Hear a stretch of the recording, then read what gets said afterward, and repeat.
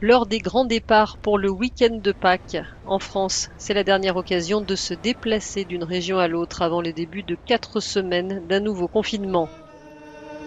À Paris, la messe pour le Vendredi Saint au Sacré-Cœur a pu se tenir en plein air.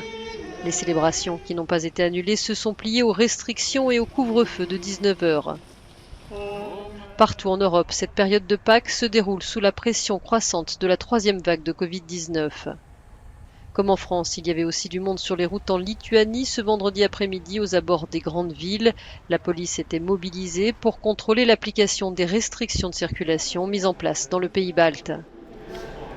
L'Allemagne va également renforcer les contrôles autour de ses frontières terrestres durant les 2 prochaines semaines.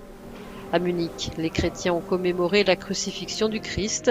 Les croyants ont pu assister aux offices, mais munis d'un masque et en nombre limité. Autre pays, autre coutume, dans le sud de la République tchèque. Une vieille tradition a été remise au goût du jour et adaptée aux restrictions sanitaires.